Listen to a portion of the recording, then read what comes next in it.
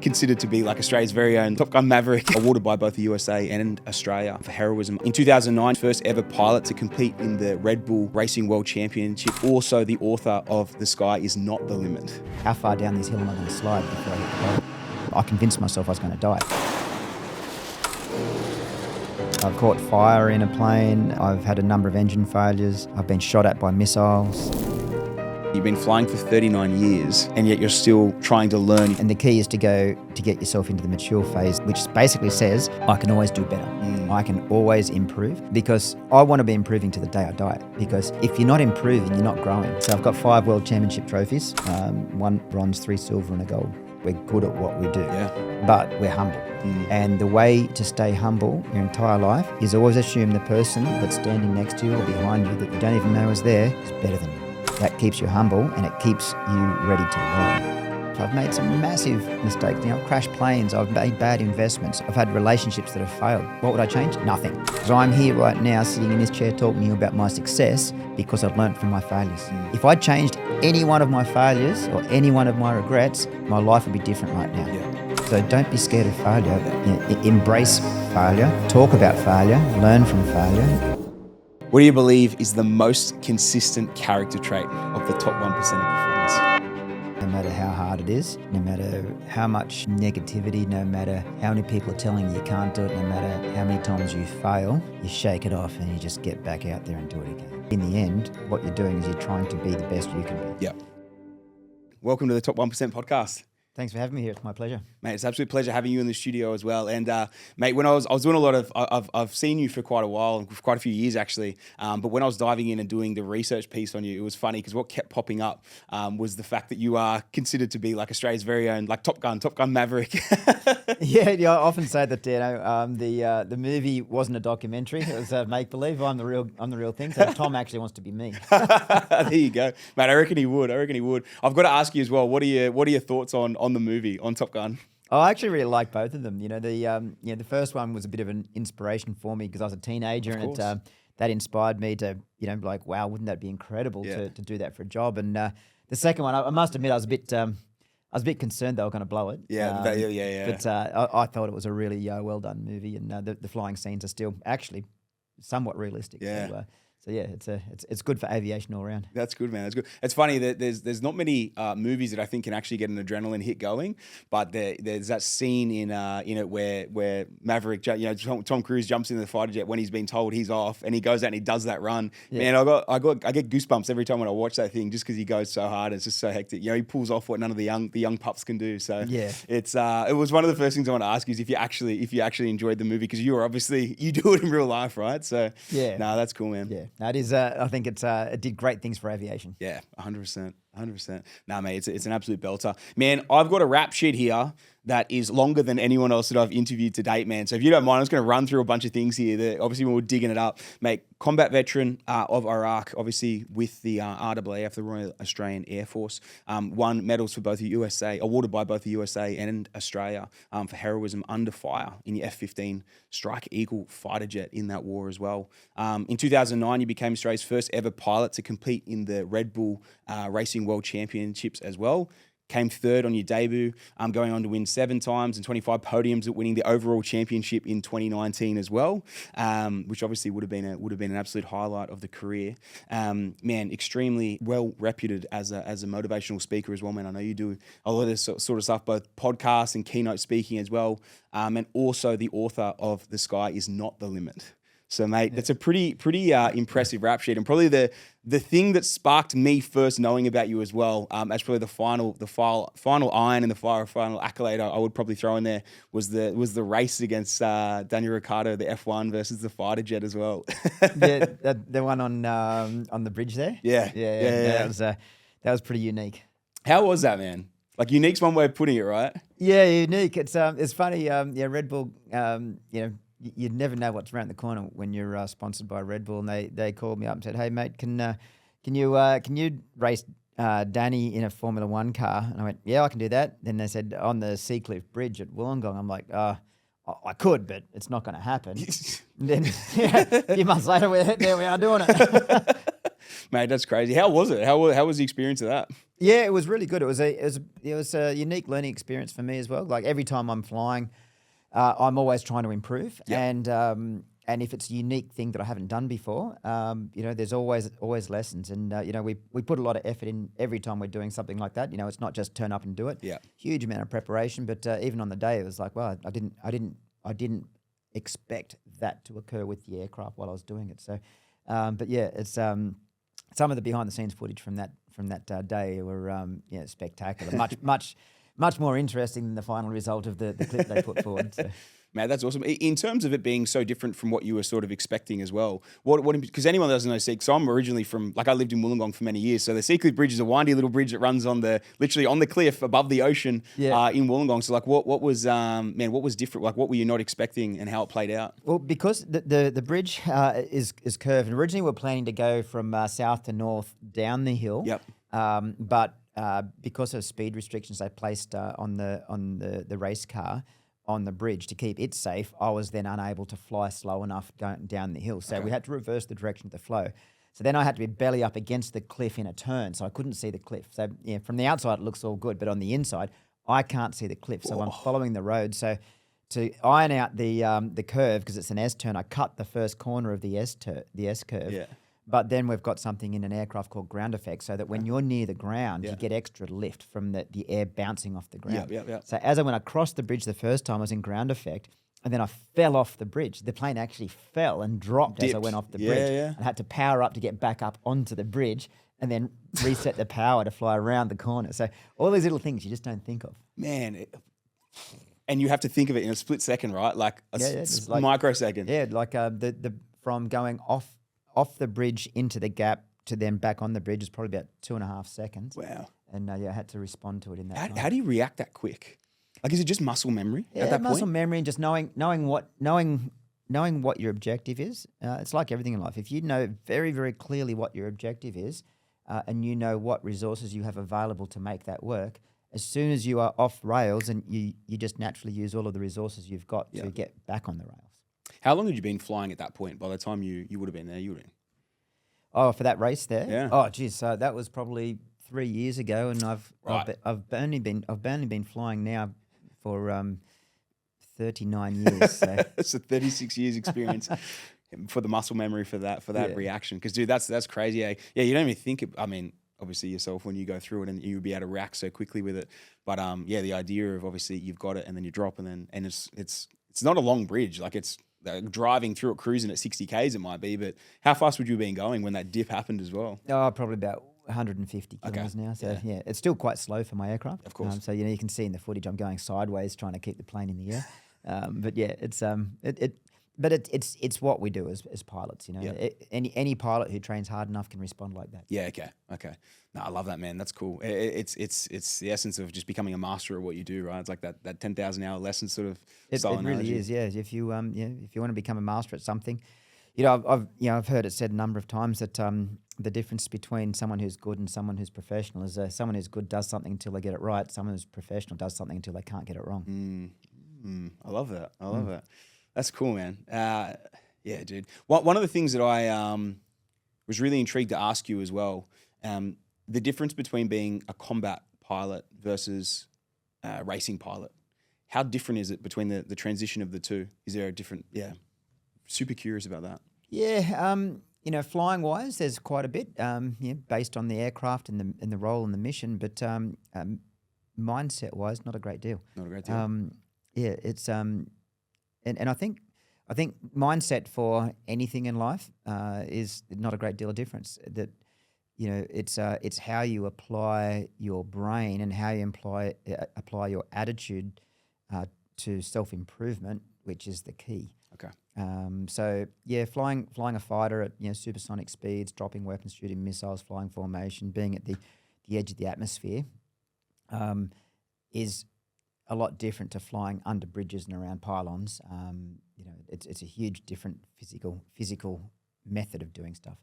But the preparation of knowing, what's my purpose, what's the objective per flight, how am I going to prepare for that, making sure that leading into the flight, I clear my brain of any distraction so that when I sit in the plane, that is my domain that I operate from, that there's no external thought. And people often ask me if I'm an adrenaline junkie based on what I do, and the answer is absolutely not. I actually hate adrenaline, because if I get adrenaline, it means I've lost control of the outcome. So I'm a control freak. I'm always absolutely prepared for what I'm trying to achieve today.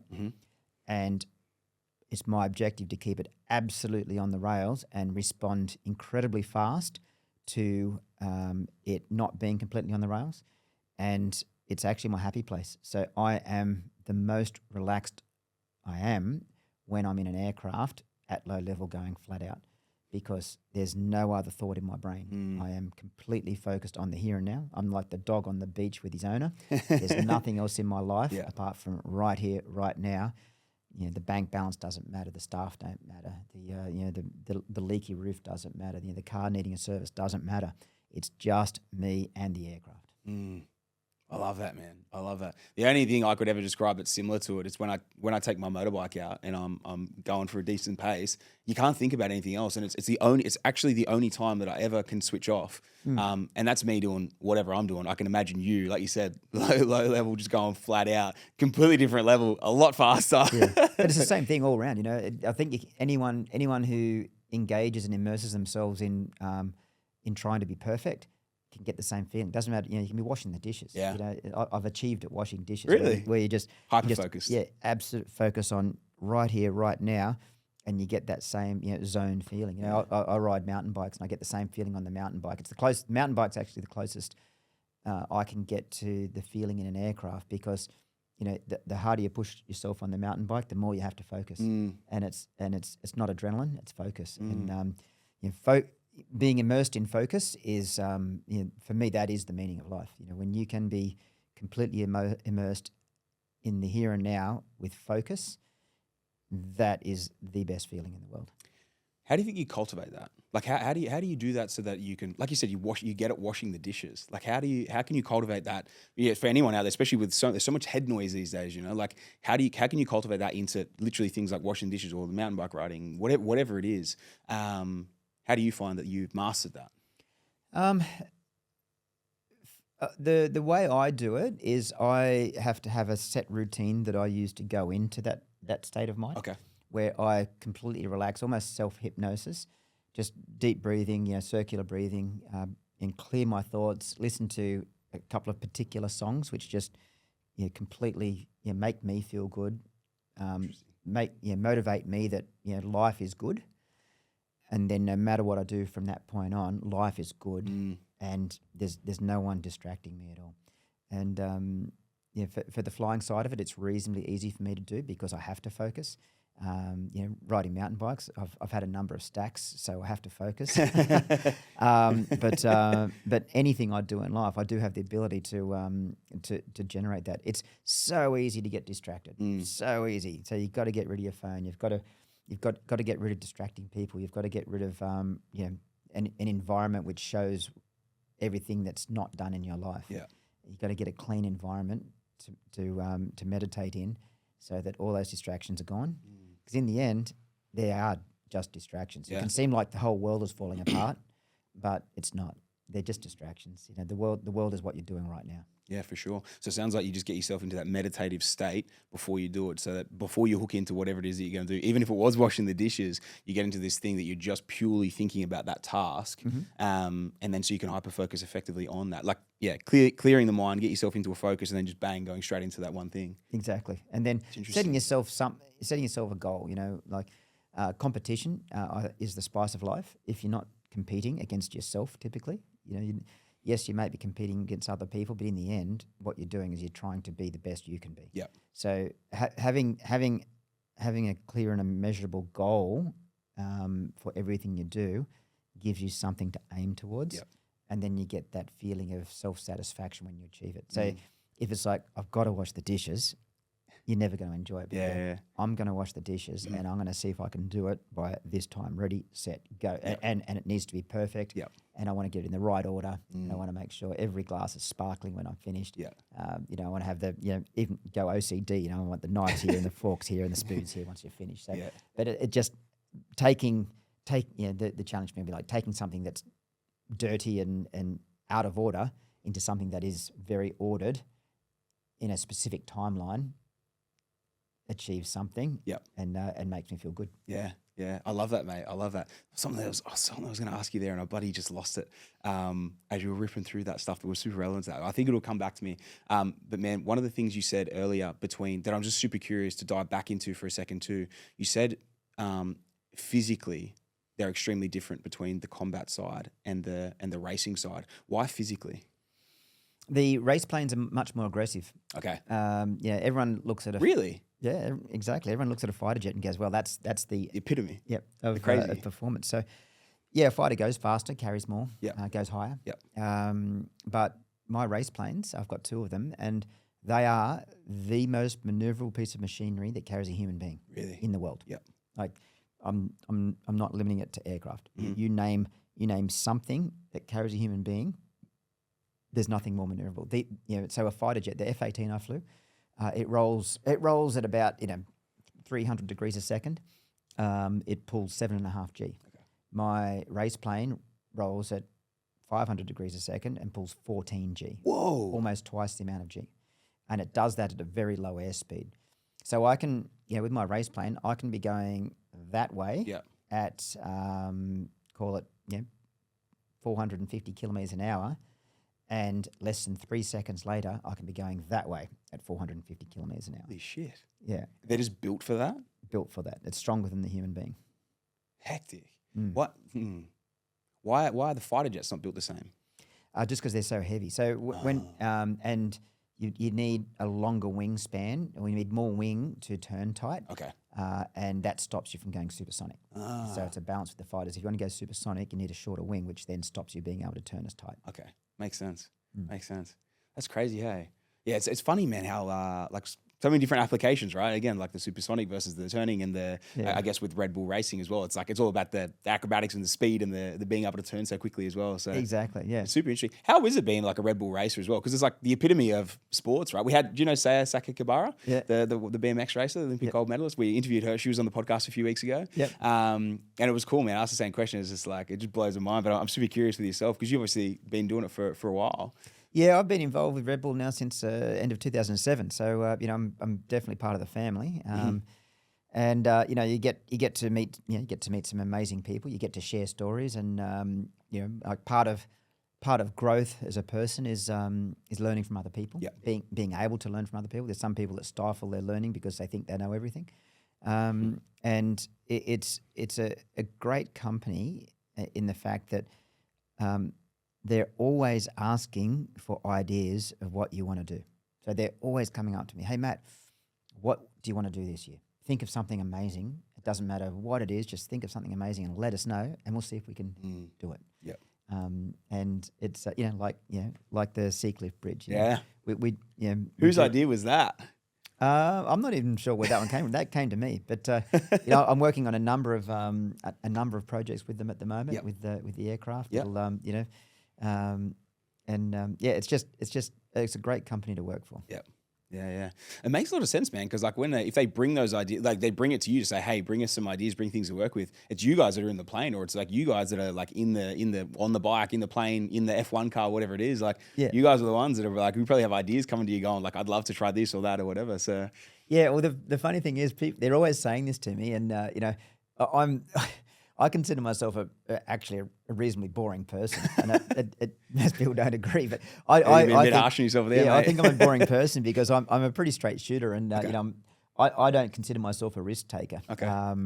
And I do things that people consider risky, but I don't because it's You're a master. Master and plan through. There's obviously risk involved in some of the things I do, but so when they say think of something crazy to do, I'm like, I can't think of anything. It's like I'm in my little box here. But you think of it, guys, and then I'll execute on it. And that's exactly what happens. We haven't done anything that I've come up with, but we've done a lot of things that other people have come up with. Yeah, that's cool, right? It makes sense because again, it goes both ways. Like sometimes that creative brain comes in versus the strategic planner and the person who has the ability to execute. Yeah. So it's really, man, actually, if you look at it from a business, it'd be like someone who's like the potentially like a CEO business or like the rainmaker, the man that, that comes up with the ideas and stuff, and they might have operations manager or CFO or whatever that's executing from that end as well. Yeah, it's exactly what it is. It's I don't work for Red Bull as an employee. I'm an ambassador for them. Okay. And, we work together as a team. But as far as if you think of it as a business, it is like that. I'm the operations guy of Aviation, and they're the creative directors, and they go, we want to do this, and the operations guy goes, no way are we doing that, or the operations guy goes, hey, that's kind of cool. Let's do it. Well, it's like you said on the Seacliff Bridge, no way we're going to do it. And 3 weeks later, you're on there doing it. Exactly. That's crazy, mate. One of the things you sort of touched on for a second there as well was around still being coachable and still learning. Mm-hmm. And man, it's something that I think I find so much with people, like, and so often it's kind of almost like at the intermediate level. I think it's almost like when you're a beginner, you're thirsty for the knowledge. You're almost like a sponge, or you should be like a sponge, right? And then I find people get to this like little bit of a level of competence where they almost get like too much confidence, and then it's like you go to a different level, and you're potentially more advanced. And I feel like when you're more advanced, you're still open to learning, but I find it interesting, like you said, that you've been flying for 39 years, and yet you're still trying to learn. You're still looking for different things to do, and how do we figure this out or that out or whatever as well. How do you think you keep? Are you just super curious, or like why are you still pushing to learn now? It's I totally agree with what you just said there. I actually do that in a talk and say that you've got 3 phases in everything you do, and it's just natural human state.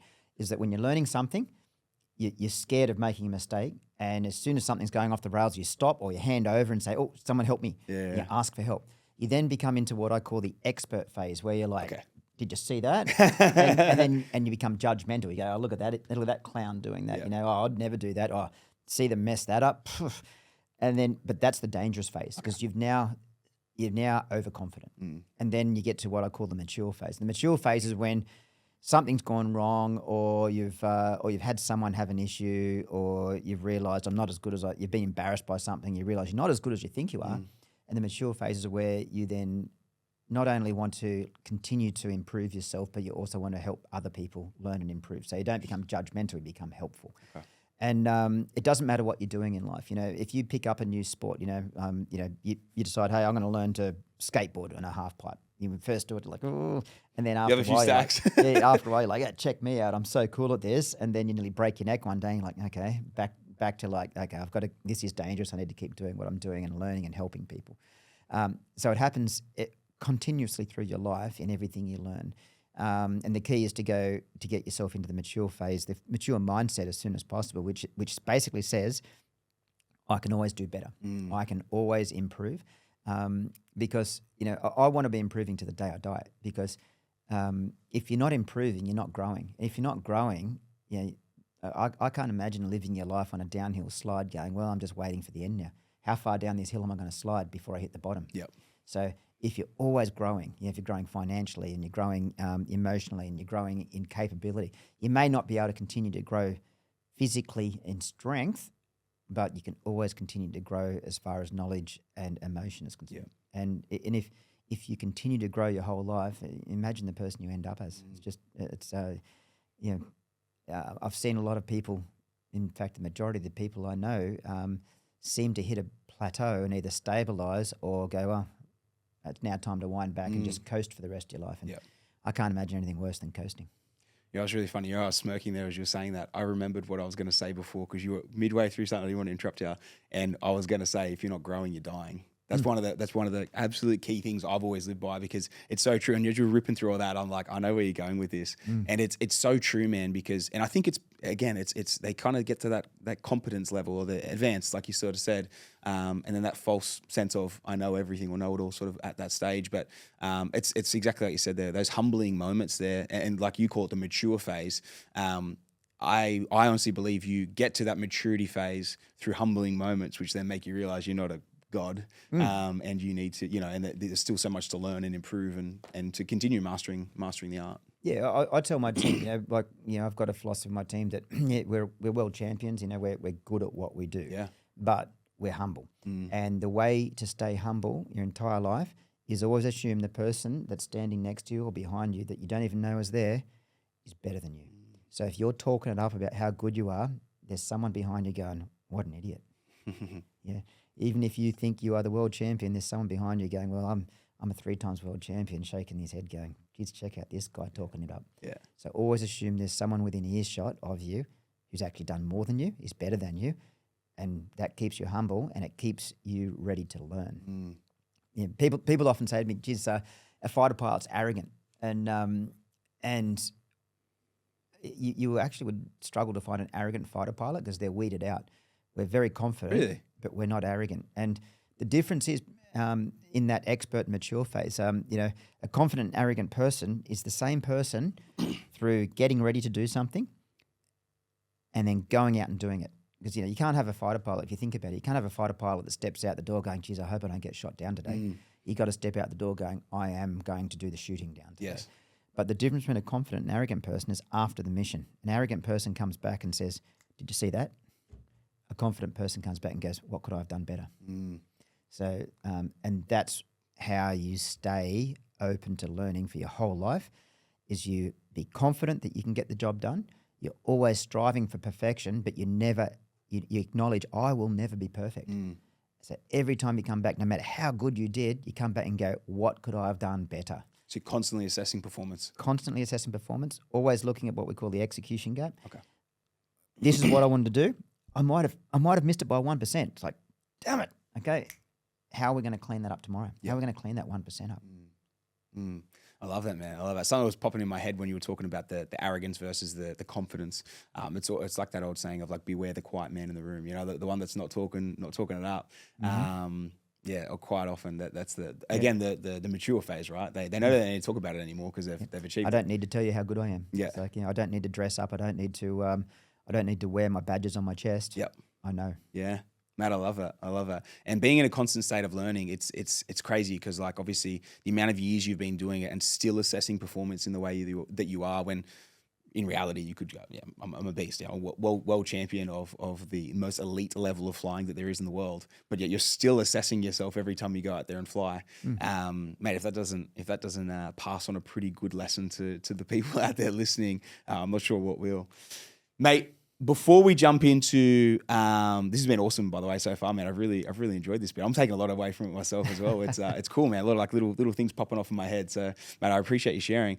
Before we jump into, I always love to rewind back to the early part and kind of what drives someone and what built someone up as well. I hope you don't mind me asking this question, but I would love to know if you have any like crazy stories, either from like the combat side or the Red Bull Air, crazy stories, close calls, you know what I mean? I've actually got more than I can document, unfortunately. There's I've had a I don't like to use the word lucky. I use the word fortunate rather than luck. I'm fortunate that I get to do what I do because I've worked bloody hard to get there. But I have had a few lucky situations in my life where things just happen to go my way. Okay. I've in the military, I've nearly had a mid-air missed by centimeters in a 180 out pass. Like, we're talking, no kidding, centimeters of 2 F-18s 180 out. How fast were you going? Oh, we would have both been doing probably 500 kilometers an hour each, which isn't super fast. We're actually in a slow speed fight. What's 180 out mean? Sorry. That way. Shit. So, right. So like we had full side on against each other. The last flame of my HUD was one engine afterburner can. Like it missed my head by this much. Wow. That was a close call. I've caught fire in a plane. I've had a number of engine failures. I've been shot at by missiles. I've crashed into the water once. Oh, really? I forgot that bit. I've been shot at by AAA. I've had a lot of near misses, which some were good management to get myself out of, but others were, like the near midair was it could have flipped a coin whether it was 10 centimeters one way or the other, could have completely changed the outcome. That's wild, hey. In Top Gun, there's always you watch those style of movies, and there's always where you get locked on by something. Have you ever had that? Where it locks on, you can hear the beep, beep, beep, it's like coming at you. Yeah. No, I had a missile lock onto me in the Middle East that I had to defend aggressively against, and it was started jinking, and it's like, yep, that thing is definitely on me, and it's trying to kill me. Yep. And managed to defeat the missile. It overshoots, and you keep going. So pretty much It overshoots, so you literally you defeat the missile. Yeah, yeah, right. you have to dogfight the missile. So you're in a dogfight with a missile. It's just once again. How does that work? Sorry, explain if you don't mind explaining that. Yeah, so a missile's it's a lot faster than the aircraft, Okay. and it can pull a lot more G. But what you do is you try and engage the missile. So as it's chasing you down, you keep jinking to get the missile to have to keep changing direction. So that at the last moment you pull in and change direction, and the missile can't handle the corner, and it flies past you. Which is, you see it in Top Gun. It's actually what they're doing in Top Gun, where you're defending and the missile goes past you. Yeah, right. And then it loses its lock. And then it loses its lock, yeah. So missiles won't turn around and re-engage. Okay. You see that in movies sometimes. That won't do that. As soon as they've overshot you, that thing is no longer a threat. Okay. So yeah, so I had it was a full locked missile chasing me down. I had a number of missiles shot at me, but one in particular was a full lock and had to fight it to the end. Hectic. Yeah. Do they do the flares and stuff? Like, is that real? Yeah, we were yeah. flaring? Yeah, flares, chaff. Have different forms of. What's chaff? It's just little lengths of metallic fiber that you throw out into the airstream, and it makes a cloud of metal, which then looks like an aircraft. Okay, so then a radar guided missile will go for chaff, and a heat seeking missile will go for a flare. Okay, interesting. How was the adrenaline on that one? That's when I did get adrenaline. Mate, I couldn't imagine you not. Yeah. You come out of that and you've definitely got the shakes. Yep. And in fact, I've never been scared in an aircraft apart from once, and it was about half an hour after that. So you got adrenaline from surviving that engagement. That was on the way into the combat zone. So it was around Iraq, and I was going up to the northwest of Iraq from down in the North Arabian Gulf, so heading northwest. Got engaged, survived, went and delivered our weapons. Out of gas now, turn around to come back, and then I had to go back past where I was just shot at. And you get fear. Fear is from predicting a bad outcome in the future. Okay. You never have fear when you're doing something because you're so busy doing it, you're not predicting the future anymore. Just dealing with it's it. when you are waiting to do something is when you get fear. You're waiting, going, oh, what if I screw this up? So it was flying back into that zone where I'd just been shot at. I convinced myself I was going to die. In my mind, I was like, it was like a horror movie where you've just knocked the bad guy out, and then you've run out of the room, and you've called the police, and you go, I'll just go back and see if he's still knocked out. And he's not. You're watching the movie, going, don't go back in the room. What are you thinking? And here I am. I'm going back in the room where I just survived a missile engagement 30 minutes ago. And it's like, and now I'm going back into the room. You idiot! But I had to go through there to get home, and it's like, man, I survived the first time. This second time, they're gonna read about this as like, what an idiot. And what happened? Didn't get engaged. I went into that shaking. Yeah. Wow. Couldn't you have just flown, forgive me ignorance, but couldn't you just flown higher? Yeah, so it depends which missiles it are. So missiles can go anywhere from higher than the jet can go down to low level stuff. So, oh wow, really? Yeah. So there's depends on what sort of missile it is, but for that particular one, we had to go through the zone. And you can hear the jet a fair while away. So I'm in Broady Waters up in the Gold Coast, and where we live, like we've got view of we can see the skyline, right?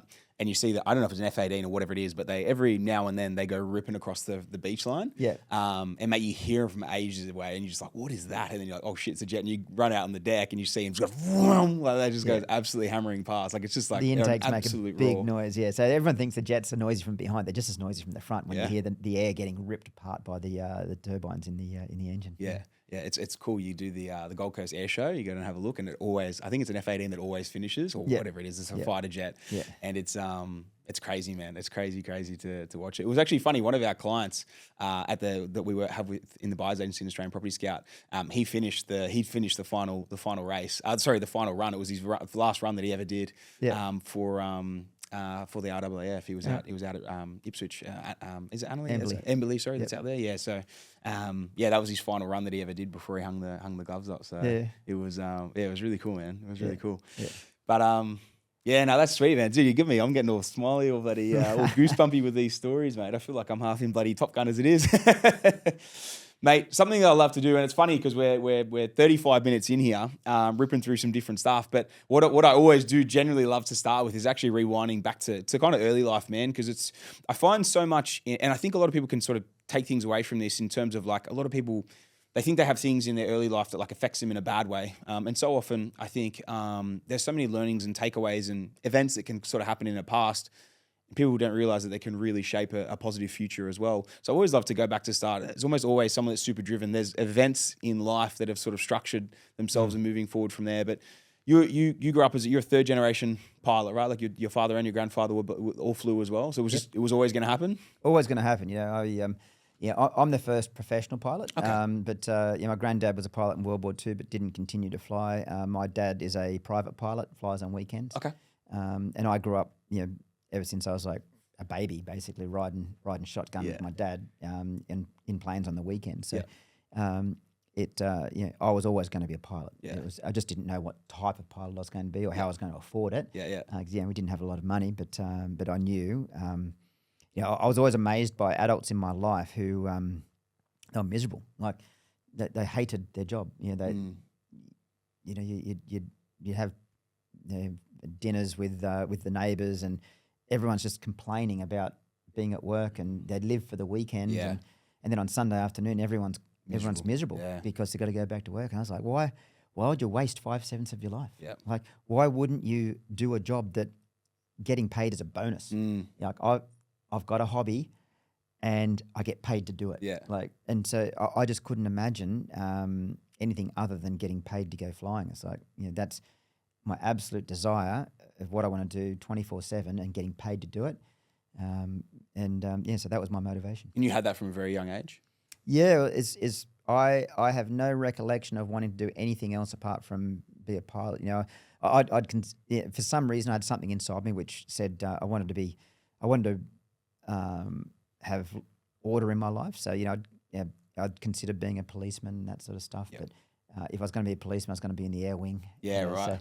So, I hadn't really thought of the Defence Force that much actually, because it was a bit scary to me. It's like military, yes sir, no sir, marching around, all that sort of stuff. I'm like, geez, I'm not sure I could handle all that discipline because I was a kid from a farm, it all actually came around in a reasonably interesting situation actually. So I was basically told that I went to a Top Gun. Yeah, right. And I thought, wow, isn't that imagine No being able way. to fly fighters like that. Yeah. The world is your oyster, like this big 3-dimensional playground. And I thought, I reckon I could do that. And I was told by a lot of people I couldn't do it because I'm just a kid from a small farm. You can't be a Top Gun guy. That's for movie stars. Yeah, right. And so I thought, I guess I can't do it. And then I got talking to an old World War II Spitfire pilot just by chance one day, and I was probably about 17 years old, and at this stage I was already flying gliders and hang gliders and ultralights, and just trying my hand at different things. And he said that he regretted that he was born too early, because he'd give anything to be in my shoes to go and have a crack at flying these supersonic jet fighters, the F-18. And I was like, yeah, wouldn't it be amazing? He's like, what are you doing? Just go do it. Yeah, and I realised the reason I wasn't doing it was because I was scared of failure. Because if enough people you tell you can't do something, you then get scared that if you do it anyway and you fail, everyone's going to go, you idiot. We told you. We told you. Yeah. Told you so.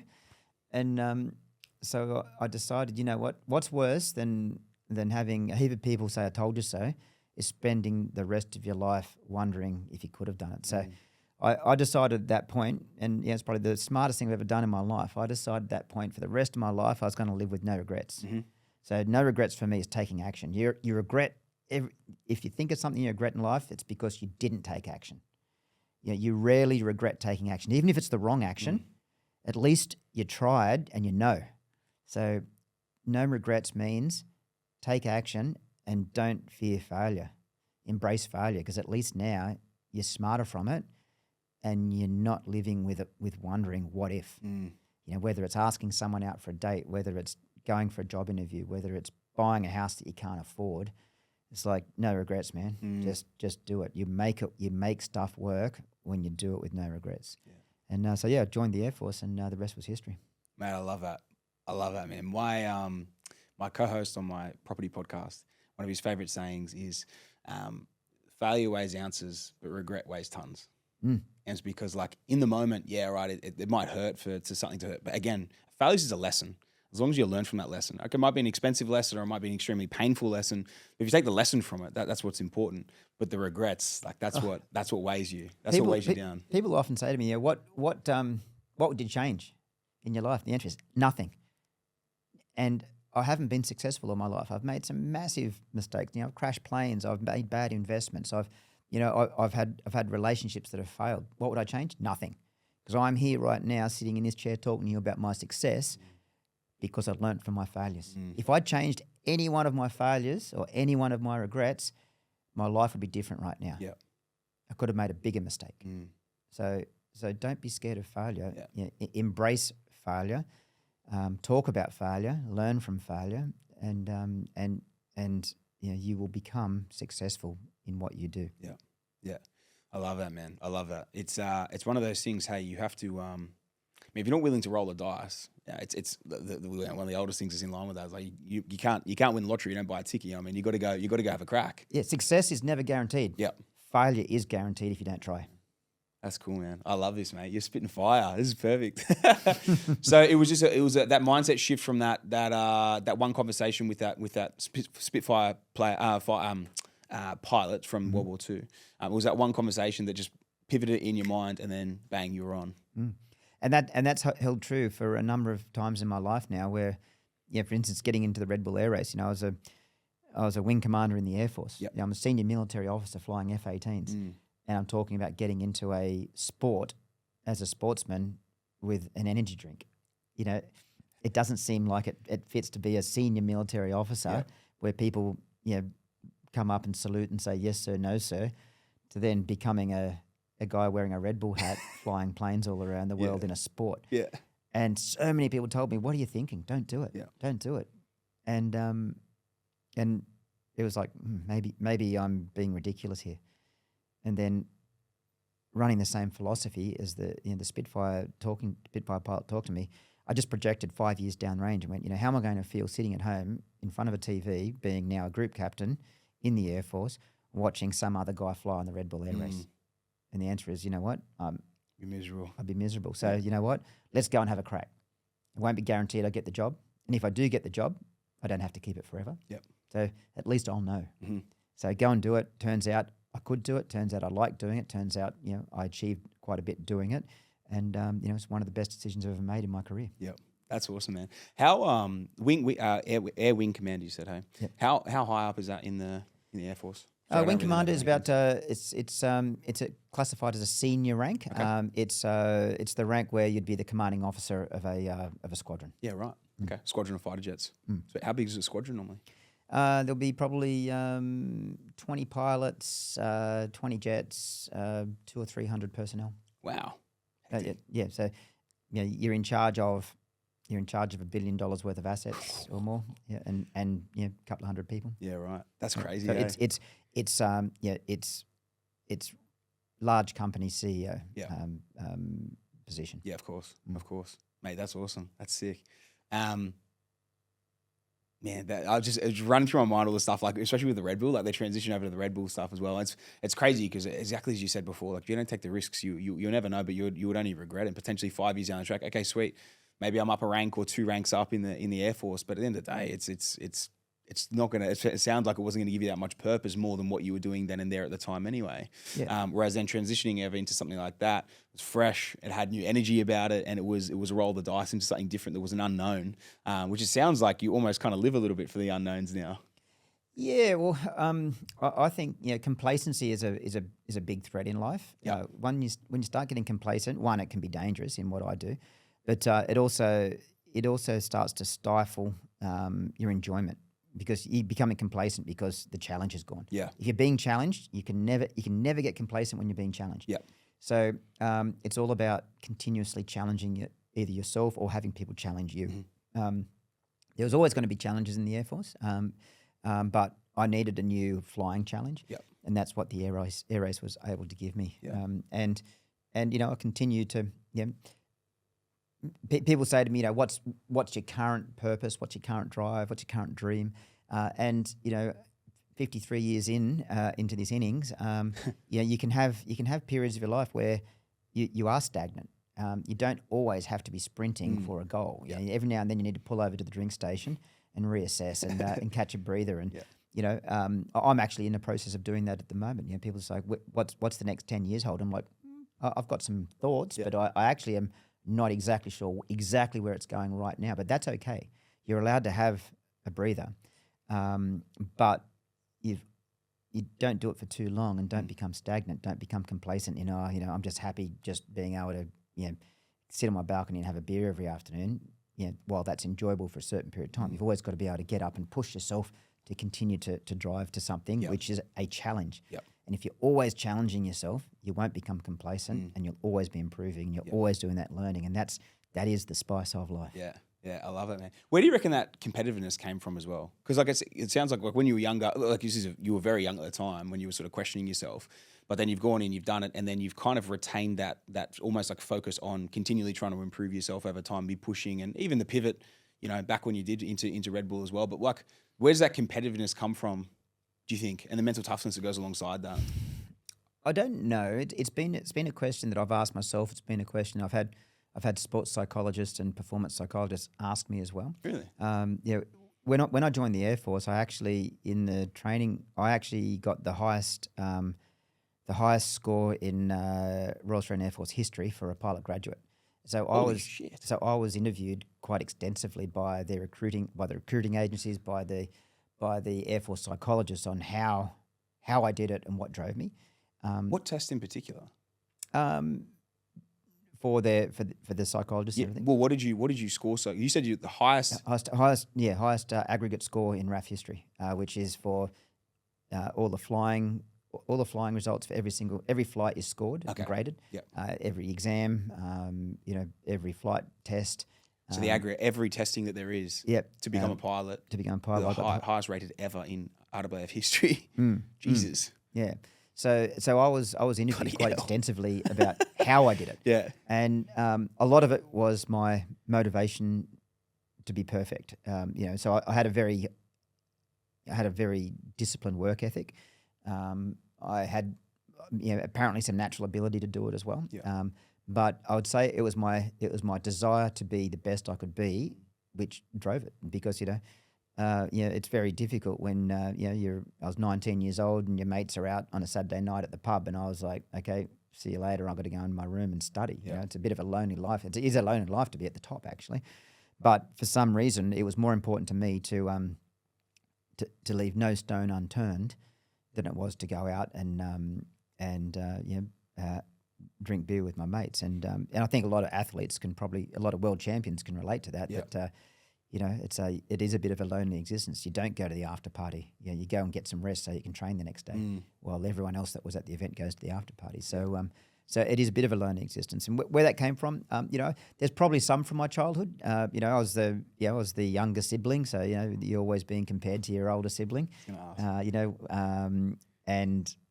you know, I also learned from a young age that you know, if you're going to have negative emotions, you can flip them to effective emotions. So rather than being spiteful about, you know, always being compared to my sister, who was, you know, captain of the school, ducks of the school, you know, played in the band and all this sort of stuff, and went to university, and I'm the black sheep. You know, I rode motorbikes, rode horses, you know, got kicked out of school class more than you could poke a stick at, and you know, didn't go to university. But instead of like using, you know, being spiteful and rebellious, I used the spite to demonstrate it doesn't matter what other people have achieved. Watch this. And like I said at the start of this podcast, you know, competition is the spice of life, and you always need to be competing against yourself. Don't compete against someone else, because then you will get drawn into trying to make them seem worse. Comparisons and stuff. Get inspiration from who you're competing against. You know, so if we're in a competition, I would look at you and go, look at how good you are. Go, wow, that's possible. I'm going to see how good I can be then. Rather than like, oh, there's no way in the world I can beat you because look how good you are. So always look at how good someone else is and goes, righto, I'm gonna be better than that. So I am going to be as good as I can be. So I just watched you break the glass ceiling. Wow, it can be done. Watch me now. And so turn the spite into performance. And I learnt that as a young kid. It's like, don't try and compete and compare with someone else. Just be the best you can be, and be absolutely amazing in your own domain. Yeah. Don't try and be like somebody else in their domain. Be absolutely amazing in your own domain. My domain was flying a plane. My domain is now motivating people, and I work very hard on trying to be the best I can be to try and help as many people as I can. Is my motivation. I love that, man. I love that. Did you I was trying to read between the lines there. Do you think coming out having like your sister being so good above you as well, and I find this actually when I not so much above you, but like leading the way in front of you, being the older sibling and you being the youngest. I find this so much of people that I interview, really high performance people. It's almost always they're either the youngest or there's a really high performer in the family, and it generates a bit of a chip on the shoulder. Do you think you had that when you were younger? They kind of pushed you to the competitiveness. Yeah, I do think so. My sister was always the good one. I was always the bad one, and I was rebellious. But yeah, I'd say my sister's one of my best friends now. Okay. She's someone that I reach out to when I need help. And yeah, there's memories from me being so frustrated and pissed off as a kid. It's like, why does she get to do that? Yeah. Does anyone notice what I'm doing? Yeah. I'm out there riding my motorbike, and I just did this massive jump out in the middle of nowhere where no one was watching. Yeah. And they're talking about how good she was at Harris Stedford playing the piano. It's like, I just jumped like 20 meters on my motorbike and no one saw it. So you're just like pushing yourself in the background, is like just exactly. ripping I was yourself just up. Constantly pushing. I'd get off the bus and I'd run all the way home to get on my motorbike and train. Hectic. And no one saw it. Yeah. But yeah, it's I'd say that I would agree that most people who are competitive were probably a bit rebellious and looked down upon in the general society, family environment of like, when are you going to do something with your life? Why don't you behave like you're X, Y, Z? And you go, you know what? I'm going to be me. And I'd probably say, you look at it, so many successful people in the world didn't go to university, early school dropouts, with the runt of the family, and they just took that and ran, and they ran hard. Yeah, man, I agree. I see it literally so many of the people I've interviewed have been the same thing. And it's so funny, hey, the high school dropouts, the black sheep, this guy's not going to do anything with his life, sometimes a bit rebellious, when you're younger, well, quite often like rebellious when you're younger as well. And it almost like cultivates that. It's just a different personality, right? You're not conforming to the norm. And like so often you look at the people that do the greatest things in life, they aren't that, because they don't think the same as everyone else. Like there's a reason why they kind of say like the herd mentality and the 99% of people, and then there's the top 1%, which is what I love to unpack, obviously on this potty being the top 1% podcast. So it's cool, man, to even hear that yourself at that age, it was the same thing, and it kind of bred something different from you from there. Out of curiosity, like, is there anything, obviously you've trained a huge amount of people, you've both done inspirational speaking, and obviously you've had a lot of people under you as well, that you've worked with over time. Is there anything you'd pass on or suggest, like, from building that mental toughness that you think has been, or that you've seen has been, instrumental in allowing people to really, cultivate that mental toughness if they struggle with it? Yeah, we all suffer from it. I still have to work on my own mental toughness at times. I think everyone goes through self-doubt cycles, but I guess I've got a little bit of a formula that I brief people on, and it's basically, you've got to have a purpose in life. You've got to have a distant purpose of why you're doing something, and call it a dream. A dream is your purpose. Where do I want to be, and it has to be a reason to be there. Yep. It's not like, I want $1 million. Well, why? Well, when you get there, it's going to be empty.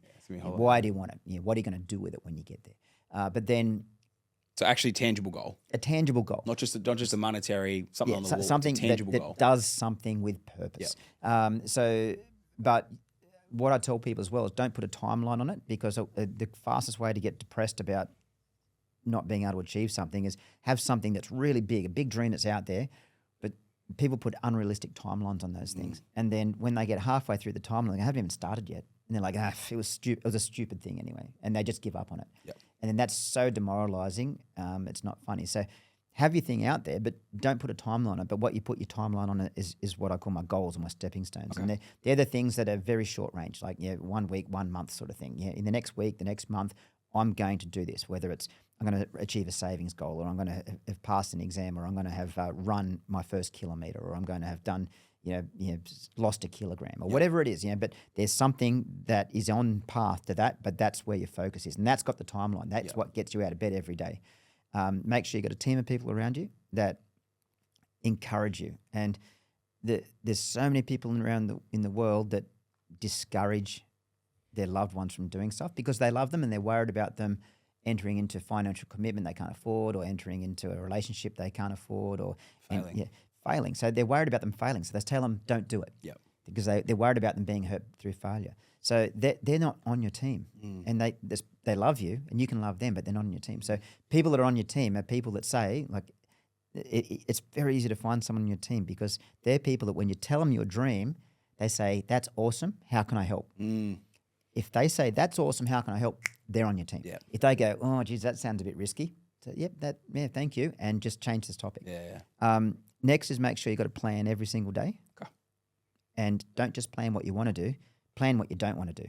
Okay. We're all very good at planning, I'm going to do this today, and then we end up over here. And what am I over here for? So plan what you don't want to do. Plan, I don't want to go over there. I don't want to talk to that person. I don't want to open that Instagram account. I don't want to waste an hour watching TV.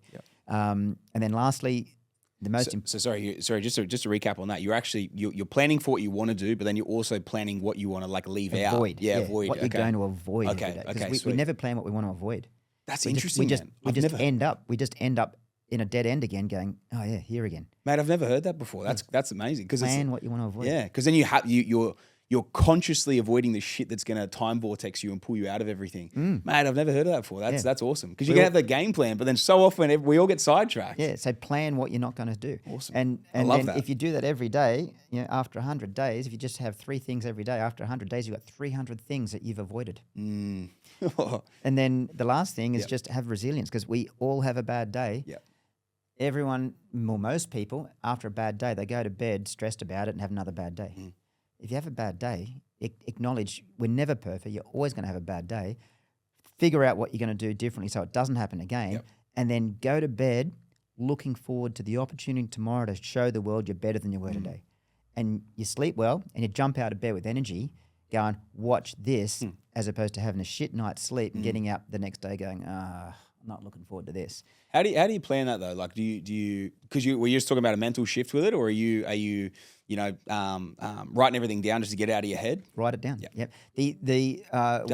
One of the biggest things I learned in life is write stuff down. If you can feel like the world is falling apart, but if you write down everything that's wrong with the world, the list is probably 5 or 6 things long. Yeah. It's just that if you don't write it down, you just keep cycling through them, thinking of them in different words or a different picture. It's the same problem. You've only got 5 of them, but you spend 3 hours thinking about them in different contexts. And it seems like you've got the weight of the world on your shoulders. If you write it down, you go, there's only 5 problems. You know what? What's the importance of them? Like we mentioned before, I can be sitting here with my dog on the beach. That's pretty damn cool. Yep. These 5 things just don't matter anymore. Yeah. Just learning how to, I guess exactly what you say there, man. Put it down on paper, put it on a whiteboard or whatever, and then, okay, is there anything I can solve? Is there anything I can actually fix now? If the answer's no, it's okay, sweet, we'll deal with it tomorrow. Exactly. I'd talk about looking at your problems and your threats. There's four quadrants to that. There's controllable and uncontrollable, internal and external. Okay. An external uncontrollable threat is not worth worrying about. It's outside of your control. So don't stress about it. Just avoid it. How do you not stress about it if it's something that it is important but it's outside of your control? You just go, well, I can't control it, so just avoid it. Okay. Avoid it. Whether it's somebody you don't like and they're frustrating you and you go, I can't control them, it's external to me and I can't control them, you go, well, just take them off Instagram or go a different way to work or have a different, move offices or whatever it is. Just go, can't control them, just avoid it. Remove it and stop worrying about it. Whereas if it's an internal controllable threat where you go, I weigh a bit too much and I'm struggling with my health, you go, well, that's a problem with me and it's controllable. Righto, I'm going to set an exercise program and a diet program and I'm going to take charge. Yeah. But I'm not. But most people do it the other way around. They go, they're a bit overweight and they're getting teased by someone. They worry about the person that's teasing them. Not fixing themselves. Screw them. Just avoid them and fix yourself. Yeah. Yeah. So controllables, uncontrollables, internal, external. That's your quadrant. Simple as that. And there's just 4 quadrants. And the importance of where you're focused on is the most important thing to focus on is internal controllable, and the least important to focus on is external uncontrollable. Yeah, I love that, mate. That's cracker. That's cracker. I love that, man. So many ideas popping away in my head right now, mate. That's awesome, man. You're spitting some fire, brother. I appreciate it. Man, I wanted to pivot a little bit into risk and risk management, because I know it's something you talk a lot about as well, and something that you're obviously highly experienced in with what you've done.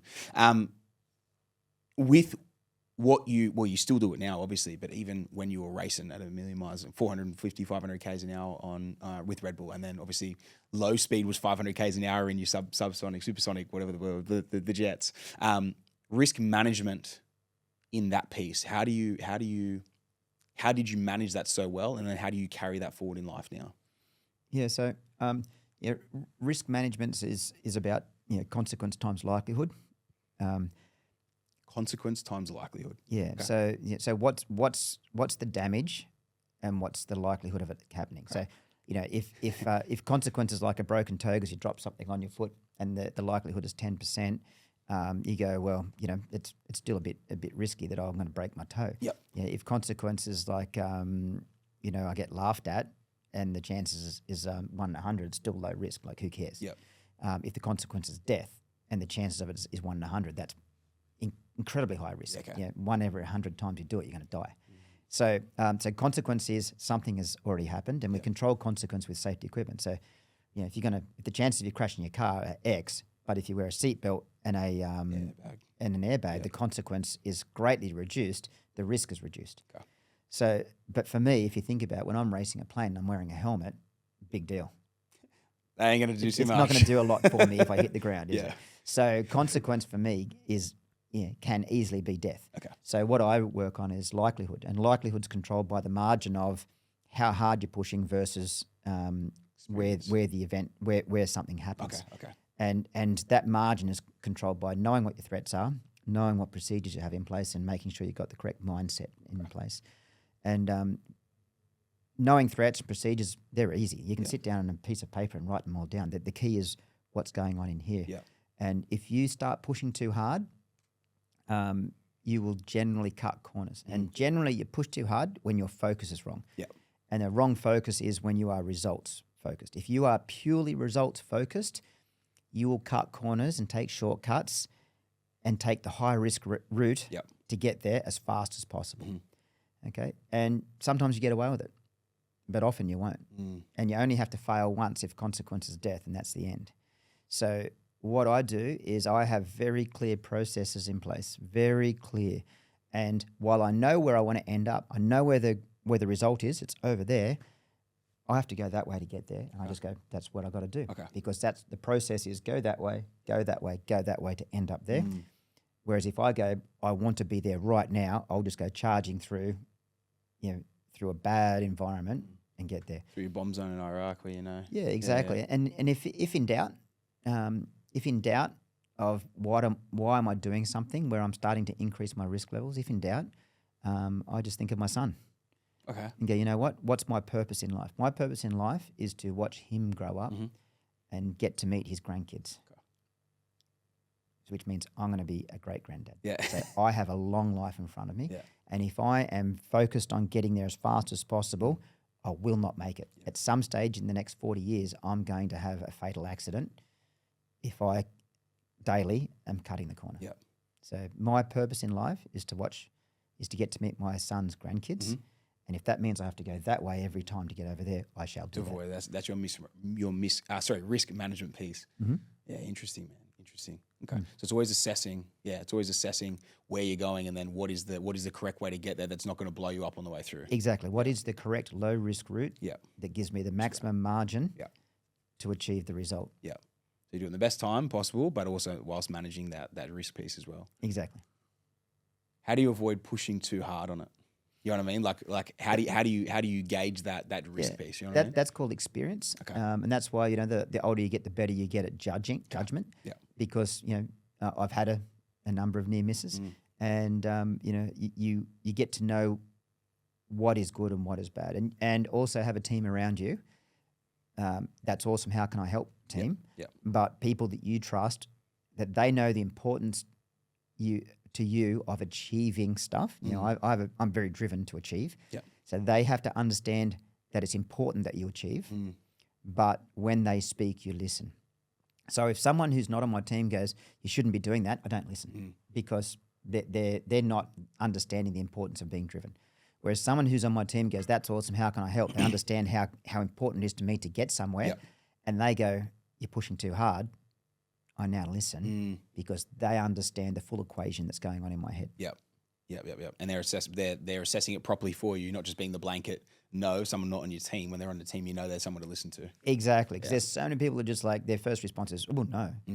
So these are people that lean forward and say yes with you. And when those people say, let's take a pause and look at what's going on here.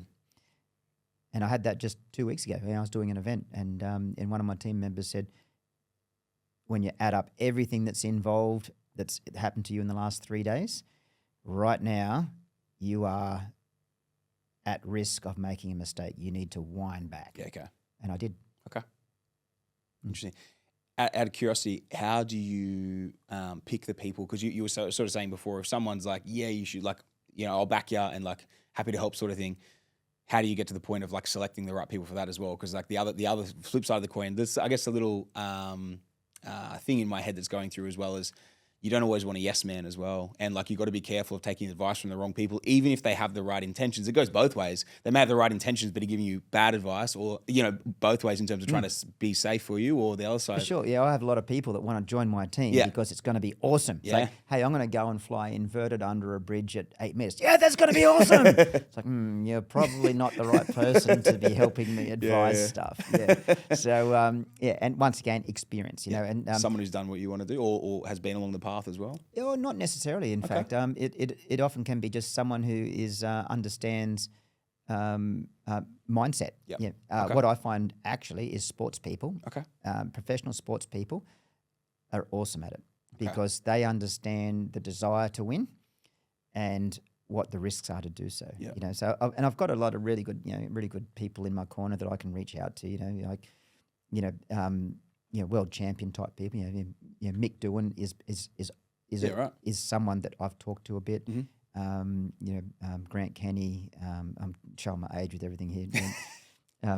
Larry Perkins. You know, people are like, who the hell's that? But really good championship people who, when I'm struggling a bit, you know, you've got to have your mentors. You've got to have someone that you respect. You know, I've got a lot of Air Force guys that have been top level. You know, Chief of Air Force, Chief of Defence Force. You know, good friends of mine who have been in very strong positions that when you're like, I don't know what to do with this, or I think I'm working on something too hard, being able to reach out to someone and have them just bounce some ideas off. Yep. But it's hard to go and find somebody with that mentality. You've got to almost wait for them to gravitate towards you. Yeah, that makes sense. It's exactly as you're saying, that experience piece of even if it isn't the same field as you or whatever, but it's like having someone with that intelligence you can sort of bounce off. And sometimes the best thing you can do, you either write it up on a board or you speak to someone about it that's just got that enough sort of almost like that intelligence piece to be able to have a structured conversation with you about it, pulling it apart. You know, in a way, almost like that risk management piece of like pulling it apart. Well, what makes sense? What doesn't make sense? Is this worth the roll of the dice or not? Yeah. So it's interesting, man. Interesting. Yeah, especially the amount of people you would have come into contact with. Yeah, well, in the end, it's very difficult for me to find someone who's going to be knowledgeable in what I do to the level I do it. Yeah, there's not many of us around. So I've got to find someone who's knowledgeable in mindset. Yep. And so if this person that I've got, that I've engaged with can go, you're becoming too focused on the result, that's all I need them to say. Okay, that makes sense, man. I love it, mate. I love it. I've got a few questions to kind of finish off here as well. But one of the things I wanted to ask you, you kind of said it, you touched on it before, that if someone was to ask you right now, like, what's the next 10 years look like, which isn't the style of question I would normally ask. But you say you're almost, it feels like you're in a bit of a assessment phase at the moment. Is that right? Like, if I was to say, like, what's next for you? Like, what are you doing? So after racing stopped in 2019, I'm Yep. reigning Red Bull Air Race World Champion, and it hasn't come back. There's been a few attempts to restart it. I've been hanging around waiting for it to restart. And Just hold the crown, brother. yeah, so I'm actually at a point where I'm going, well, maybe my career is actually over of racing, and go, well, I'm it naturally came to its conclusion with COVID, and it hasn't restarted. Of course. Maybe I'm just I'll carry that crown now. While I still enjoyed the racing, maybe I'm someone that it's like been there, done that, and I just have to hand the mantle over to other people to go and do it. I'm looking at what I'm doing with aviation. I still enjoy the aviation, but at some stage, I'm going to my body's going to struggle pulling 12G every day. I am enjoying the motivation speaking. I've got some commercial properties that I work, and so I'm just deciding now. I've had my Air Force career was 18 years. Yep. My race career then up until now, I started my race career 17 years ago. Wow. So maybe it's time. That's the evolution. Maybe it's time to start my next 18-year career. Yeah. I'm still young, healthy, 53-year-old young and healthy and motivated and energetic, and let's create another career. So I'm just looking at what my options are at the moment and feeling that out. How am I going to feel in 5 years' time if someone else is doing something that I can do right now? The answer is I'll feel like shit. So let's start mapping everything out and picking where I'm going. Yeah. Yeah, I love it. Okay, so you're picking that, you're mapping that out at the moment. It's funny when you said the 18 and then you said 17. I was like, oh, it's almost like that perfect timeline, which makes sense if you were to pivot into something else now. Gives you a pretty good runway for that as well. Yeah, and then that leaves. That'll be I'm 17. I'll be 70, 17 years time. There you go. It's 70's the new 50s. So I'm pretty sure I'm still going to be doing something at 70. Yeah. I'm not a guy that's going to sit and do nothing. So I've got a whole new career ahead of me if I want it, and it's just a matter of me picking what that is. Yeah, that's awesome, man. Do you reckon you were sharing with me? You've got the airfield up at Lake Entrance as well, and you fly your seaplane over to it every day. You reckon you'll have to move from that, or that's just too good? Oh, it is pretty nice to have a waterfront property and then tie your seaplane out the front. That's the biggest flex, man. I love that. You get up in the morning and you have your coffee, sitting there looking out the glass window at your seaplane sitting in the water, and you're like, well, time to go to work. Yeah, I don't get Ubers. I don't get driven, or I don't drive over to work. I fly my seaplane there. Yeah, that's pretty nice. Yeah. That's unreal, man. Yeah. That's unreal, mate. I guess one thing I wanted to ask you as well, from a contentment piece as well. Like, obviously you've been pushing hard for a long time. You had 18 years in the Air Force. You had 17 years as a racer. You're now about to push into something else. You've got your own airfield. You do all the crazy joy flights and the rest of the sort of stuff as well, which I'm keen to do before this drops. You're still pushing so hard. You know what I mean? And like, it sounds like you're gearing up for this next phase. I'm just curious, because you've obviously achieved a lot. Why are you still pushing so hard? And like, why? Like, it's just, you know what I mean? Like, no, it's an interesting question. The drive. So, it is a question that I often ask myself. Okay. It's like, and I think at the moment I am suffering a little bit of burnout with just a whole heap of transition stuff going on. And, quite often I do find myself going, liquidate sounds good actually. But I know I'd get bored. So it is a fine line balance, running your own business as well of, there's panic of there's not enough going on, and there's panic of there's too much going on. Yes. And the gap between those two panic windows is microscopic. It's a knife edge. It's the happy place. So it's always, I think it's always a battle to try and the question, how much is enough? Yeah, how much is enough is a fantastic question, and I think everyone always really needs to continue to define how much is enough, because if you're always motivated to grow and get better and improve, the more you grow and get better and improve, the more opportunities come your way to grow and get better and improve. And then you start having this fear of missing out. And what you do miss out on is life. So you've always got to incorporate the potential is enjoyment with a partner, enjoyment with friends, relaxation and leisure. That is part of the equation, and it's often easy to forget that because money talks. And I would say that it's probably, if I looked at a failing in life, I would say one of my failures would be I enjoy the hell out of my life. I've had an amazing life, the experiences I've had, but as far as leisure and family is concerned, I have ripped myself and my family off in that regard. I've been away more than I would like to. I'm always saying yes to events instead of yes to my family. So it's something that is a constant battle for not just me, but I think the majority of successful people in the world of balancing lifestyle with profession.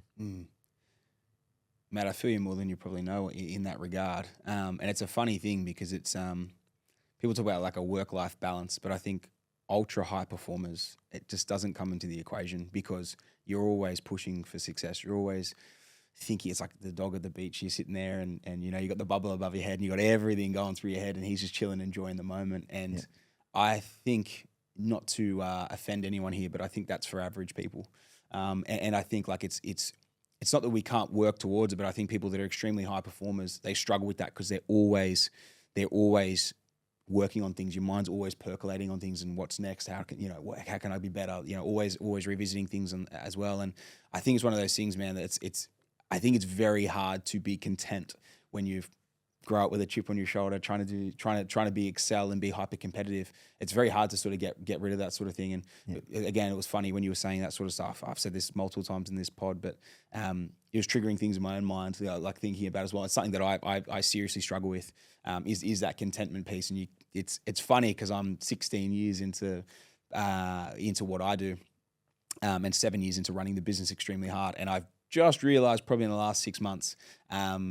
Probably what you just ran through as well, that little bit of neglect piece on my end too, man. And that's why like it was actually super relevant with you sort of talking about then. Yeah, man, just kind of the realizations that sometimes you need to try and you have to try and balance them, even though it's extremely hard when you're a hyper competitive person and you're always pushing and entrepreneurial and all the rest of sort of stuff. But it's knowing when to push really hard to get that maximum. This is what I believe anyway. Yeah. It's knowing when to push really, really hard when the times are right, and especially when you're in flow and there's momentum and everything's pushing hard. But then it's making sure, especially if there is someone in your life or the family, especially you've got a son and everything as well. How do I balance that so then to not fully upset the wheelhouse, right? Because there's the three things: there's health, wealth, and happiness. Or the three most important things in your life is what you're going to do with your life, who you spend your life with, and what your goals, who you spend your life with, and what career you're going to chase for your life, because they're the three things that just formulate everything, right? Yep. And I think it's one of those things, man, like when you neglect bits and pieces here and there, it can have a massive impact and a massive flow and effect. So it was interesting that you ran through it, man, just in terms of some things in my own life as well. And it's funny, man, because it just puts everything into perspective, you know? And I think when everything goes through perspective, it just, and you go through changes in your life, it just, I don't know, man, it makes you really reflect on things and try and improve and become better. And iterations, man, I think it's one of those things, again, not being average people. When we hyperfixate on things, everything else gets sort of left to the dust. So sometimes those resets, man, and those resets and then figuring things out. Again, it's as long as you learn from it, right? As long as you learn from it, you don't keep repeating those mistakes. So. Exactly, and learn from it and improve. And life is a long time. And I saw something the other day I thought was very relevant. It said, you're better to realize you've walked in through the wrong door and leave than spend the rest of your life in the wrong room. That's a great one. I love it. Super, super relevant, eh? So true. I think it's, No, that's cool, man. I really like it. Matt, I got a few final questions, if you don't mind me asking. And I really appreciate being raw and real with me too, man. It's so good. It's really cool. Yeah. I've got three final ones for you. If you could pinpoint the highlight of your career, what do you reckon it'd be? Winning the World Championship. Yeah. I thought it'd be pretty hard to top that one. Yeah, it was a long time coming. I'd been ranked. I've got in my trophy cabinet. I've got a third place World Championship in 2009. Got a second place from 2015, a second place in 2016, a second place in 2018. So I've been on the podium at the end of the championship for 4 times. And then you won the last one. And then I won the last one. So so I've got 5 World Championship trophies, one bronze, 3 silver, and a gold. And it was the last one too, so the reigning champ. So exactly. So there's no Red Bull Air Race anymore, but I'm still the reigning champion. So I won the right one. You got to make sure it never comes back, so then you can hold that forever. Yeah, exactly. How was that about? Like the feel? Was it relief, or was it like crazy elation, or was it relief that you'd finally taken it out? A bit of both. Yeah. So I knew I'd won it when I went through the final gate. Yep. I just knew, but I had to wait for them to tell me, and I knew, but I was like, don't let something I can't control there. And it took a few seconds, and when they told me, I don't recall actually. I let out a scream, and then absolute like yeah, and then I burst out crying in the plane. Yeah. So the elation and the relief. Yeah. For sure, the mix. Out of curiosity, man. Sorry for ignorance for this question, but you must have been you're 53 now. It's going down 5-6 years ago. So you're 47, 48 when you won that. Yeah, 40. I was 47, turning 48. Yeah. Okay, sweet. How old are most of the competitors that you're racing against? About my age at that stage. Okay, so they're most of them be out of the Air Force, and they've pivoted into that. Yeah. So, and it's from all across the world, obviously. All across the world. Yeah. Who were the best? Was it one person that pipped you multiple times at the? No, in the it second? was always someone that beat me. Really? Someone different that beat me. So I was the consistent one. Yeah. And it'd be like someone would come up and then not be there anymore. So Gotcha. it was frustrating to. Everyone else was getting their day in the sunshine, and I was like. So I've got the most podiums out of anyone because I was just constantly on the podium, but yeah, it was. That's cool. Where did you find like most of the best races were from? Like, was it consistently somewhere, or was it mixed? No, it's mixed. Yeah, Oh. there's British, there's Czech Republic, Japan, Germany. French. Yeah, there's Not the Americans. no, there were a couple of American competitors that Wow. yeah, like All the Euros. all the guys that were in the race were brilliant. Yeah, right. Yeah. Hectic. That's crazy. Yeah, so many Euros that took them out as well. That's interesting. What was the best piece of advice you ever received from a coach or a mentor? They're not shooting at you, so why are you nervous? Perspective. Yeah, so being stressed going into a competition is like, no one's shooting at you, Matt. Yeah. Why are you nervous? It's just a sport. You haven't got a missile lock on you today. Yep. And you go, yeah, well, just go out there and enjoy it. Did that work? It did, yeah. Yeah? Yeah, so I was racing for a world championship one year. It's like, I could blow it, after a full year of racing, eight races in a season, and after 8 races and everything comes down to the very last flight. Yeah. And you're like, I could blow it all in this one last flight. The whole year goes to waste. Wow. And you're stressed. And it's like, no one's shooting at you. It's just a sport. Yeah. Go out there and have fun. Yeah. It's crazy how much the mental toughness piece is so important, eh? I had that, I was saying before about Saya, Sake Kabara on, and she was saying the same thing. Like, she had been in the world championship race like the year before. She stacked it. She killed it in all the races leading up, and she always choked in the final one. And she was talking about it, and how important like that mental toughness piece that she got a coach in 2023 that like coached her in terms of maintaining it. And then she won the world title. I think it was 23, 24, and then won the gold as well in the Olympics in 24 in Paris. And it was just like, that coach, the mentor, that piece like just changed everything for her. Yep. And she was excellent, but she would always hit that wall in that final race. Yeah. That build up would just overtake her. But then And she's had some wicked crashes, and her brother as well. Of course. Yeah. It's crazy how important it is. Hey, it's more important than I think a lot of people realize. Final question for you, mate. What do you believe is the most consistent character trait of the top 1% of performers? Tenacity. Yeah. Yep. Just no matter how hard it is, no matter how much negativity, no matter how many people are telling you can't do it, no matter how many times you fail, you shake it off and you just get back out there and do it again. And tenacity is the glue that brings performance together. You can have natural ability, you can have desire, you can have equipment, you can have team, you can have training, you can have money, you can have all of that. But if you don't have tenacity, it doesn't matter. You have to have tenacity to bring it all together through the sleepless nights, through the self-doubt, through the financial commitment, through losing partners because you're out there training at 5 o'clock in the morning. If you haven't got the tenacity, you won't win. Do you reckon it's something that can be trained, or it's just something that you have in you that you either continue to cultivate or you don't have it? A bit of both. I think you have to be born with desire, and desire drives to tenacity. Yep.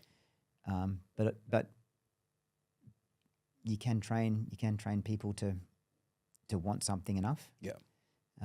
Mental coaching of desire, and allowing people to have that amazing intrinsic feeling when you achieve something. Yep. If you can get that as a habit, that someone achieves something, just start off small, just so they get this feeling of like, wow, I did it. Wow, I did it. Wow, I did it.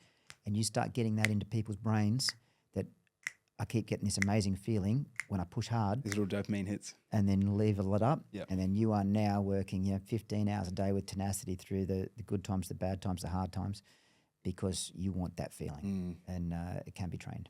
I love that, man. I love it. You got that little spark to begin with, but it can be fanned out, yeah? Yeah. I love that, man. That's awesome. Matt Hall, mate, thank you so much for joining us on the Top 1% podcast. Pleasure. Absolute champion, man. Thank you so much. Thanks, mate.